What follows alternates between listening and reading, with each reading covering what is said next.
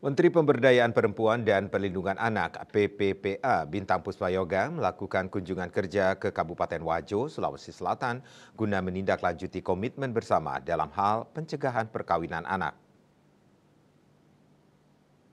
Sambutannya, Menteri PPPA mengapresiasi pemerintah Kabupaten Wajo dalam keberhasilannya menurunkan angka perkawinan anak. Beberapa tahun lalu komitmen itu kita bangun, ya sinergi kolaborasi lintas ya, tidak hanya pemerintah dari kabupaten sampai dengan desa, tapi hadirnya tokoh adat, tokoh agama sampai ke kelurahan yang kita lakukan penandatangan fakta integritas.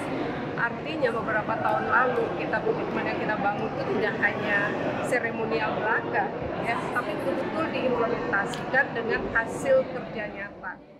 Menteri PPPA mengatakan upaya yang dilakukan Pemkab Wajo bukanlah hal mudah, sebab perkawinan anak merupakan persoalan multidimensi. Tercatat 2 kecamatan di Wajo, yaitu Kecamatan Sajoanging dan Kecamatan Takalala, zero perkawinan anak pada 2023.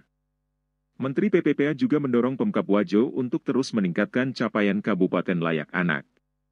Diketahui, saat ini Pemkab Wajo memiliki nilai KLA Indeks Perlindungan Anak 57,2, Indeks Pemenuhan Hak Anak 55,56 dan Indeks Perlindungan Khusus Anak 64,28. Menteri PPPA pun mengajak seluruh pihak untuk bergerak bersama melakukan aksi strategis, inovasi, dan inspiratif dalam upaya pencegahan perkawinan anak. Sementara itu, penjabat Bupati Wajo, Andi Bataralifu menyampaikan terima kasih yang sebesar-besarnya atas kunjungan Menteri PPPA ke Kabupaten Wajo.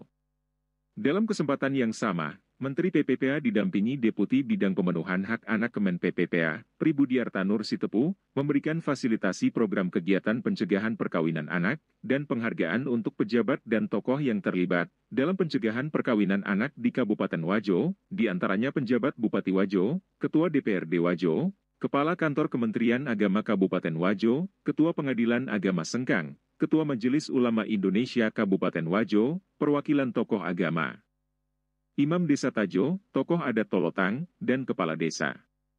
Biro Hukum dan Humas Kementerian Pemberdayaan Perempuan dan Perlindungan Anak melaporkan.